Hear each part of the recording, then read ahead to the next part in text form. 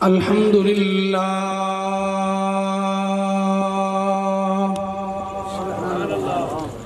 الحمد للہ نحمده ونستعینه ونستغفره ونؤمن به ونتوکل علیہ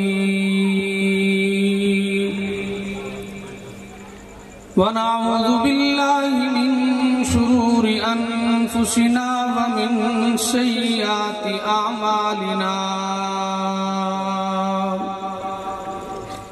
من يهده الله فلا مضل له ومن يضلله فلا هادي له ونشهد أن لا إله إلا الله وحده لا شريك له ونشهد أن سيدنا وسندنا وحبيبنا وشفيعنا وأشرفنا وأكرمنا وأوزعنا وبارك وسلم وسل عليه قال الله تبارك وتعالى في كلام المجيد والفرقان الحميد اليوم أكملت لكم دينكم وأتممت عليكم نعمتي ورضيت لكم الإسلام دينا قال النبي صلى الله عليه وسلم أنا آخر الأنبياء وأنتم آخر الأمم صدق الله العظيم وصدق رسوله النبي الكريم ونحن على ذلك لمن الشاهدين والشاكرين والحمد لله رب العالمين کچھ اہل ستم کچھ اہل حشم میں خانہ گرانے آئے تھے کچھ اہل ستم کچھ اہل حشم میں خانہ گرانے آئے تھے دہلیز کو چوم کے چھوڑ دیا دیکھا کہ یہ پتھر بھاری ہے زخموں سے بدن گلزار سہی تم اپنے شکستہ تیر گنو زخموں سے بدن گلزار سہی تم اپنے شکستہ تیر گنو خود ترکش والے کہہ دیں گے یہ بازی کس نے ہاری ہے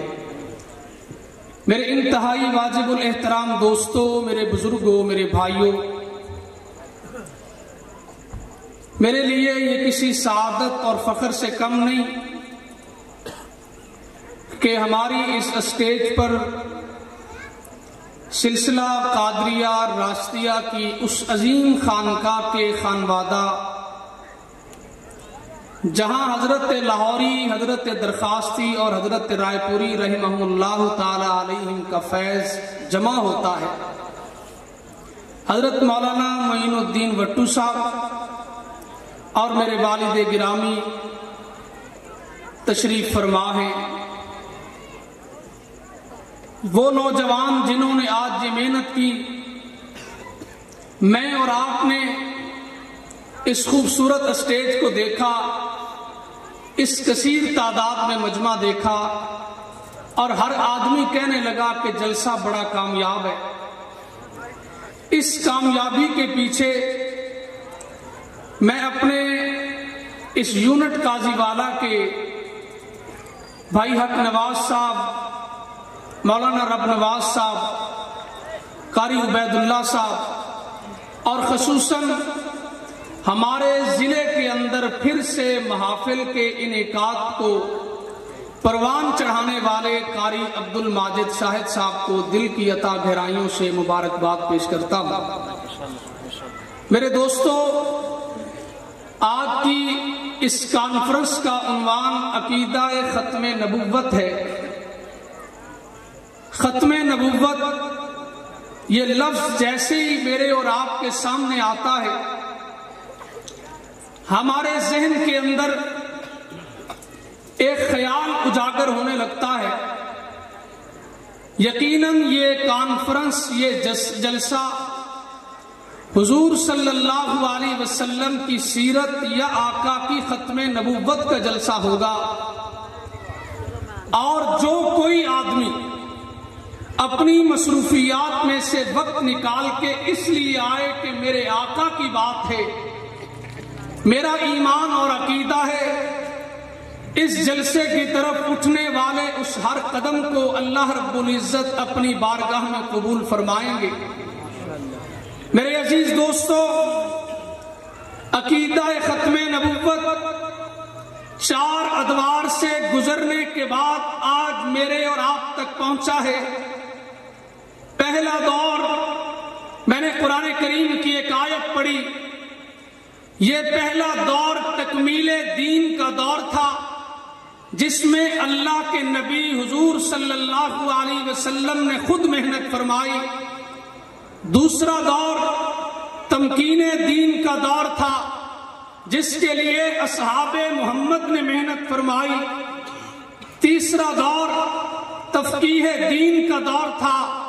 جس کے لیے اصحاب فقہا نے محنت فرمائی۔ چوتھا دور تطہیر دین کا دور تھا، جس کے لیے امت کے علماء نے محنت فرمائی۔ آج میں اور آپ ختم نبوت کا نام لیتے ہیں، آج میں اور آپ ختم نبوت کا نعرہ لگاتے ہیں۔ آج کا نوجوان یہ کہتا ہے، دنیا کے اندر کبھی ہم نے ختم نبوت کے علاوہ اپنی ذات کے لیے روڈ کو بند نہیں کیا، کبھی ہم نے مہنگائی کے لیے دنیا میں دھرنا نہیں دیا۔ آج لوگ مولوی پہ یہ اعتراض کرتے ہیں، مولوی صاحب جب اس ملک میں مہنگائی بڑھی آپ روڈ پہ نظر نہیں آئے۔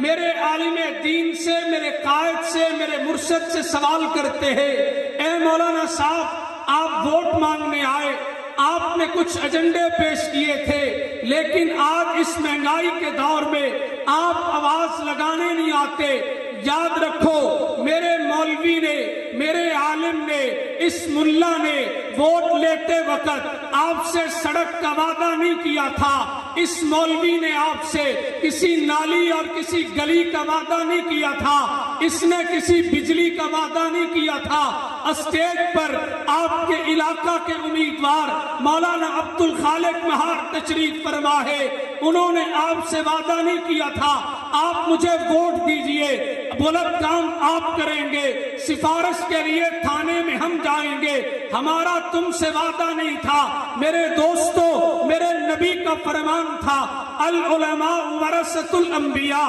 ہم نے نبی کی وراثت کو بسط خوشی قبول کرتے ہوئے آپ کو کہا یہ تھا آپ ووٹ ہمیں دیجئے۔ آپ کے پورے پنجاب کی اسمبلی کے ممبران جس وقت اپنے بجٹ کے لیے لڑیں گے، منتیں کریں گے، اس وقت آپ کے علاقے کا امیدوار وہاں سڑک کی بات نہیں کرے گا، وہاں نالی کی بات نہیں کرے گا، وہاں بجلی کی بات نہیں کرے گا۔ پھر آپ سوال کریں گے، جب آپ نے بجلی کا مسئلہ بھی حل نہیں کرنا، سڑک کا مسئلہ بھی حل نہیں کرنا، ووٹ کا مقصد کیا ہے؟ آئیے اس ووٹ کے مقصد کو سمجھنے کے لیے ہم مدینہ طیبہ میں چلتے ہیں، اس لیے کہ میرے دامن میں دلائل کی صورت میں آج کا مولوی نہیں ہے، مفسر نہیں ہے، مفکر نہیں ہے، عالم دین نہیں ہے، مسجد نبوی کا ماحول ہے، اللہ کے نبی تشریف فرما ہے، آپ کے اصحاب بیٹھے ہیں، اللہ کے نبی فرمانے لگے، اے میرے صحابہ ایک وقت آئے گا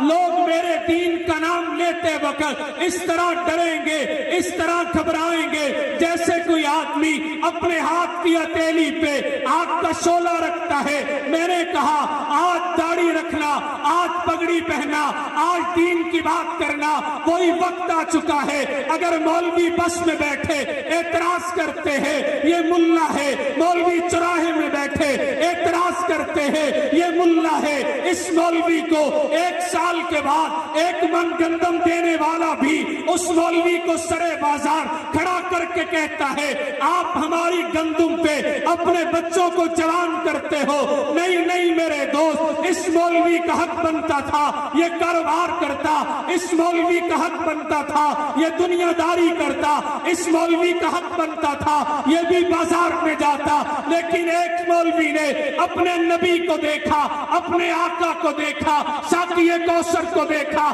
شافی معاشر کو دیکھا، آمنہ کے لال کو دیکھا، مکہ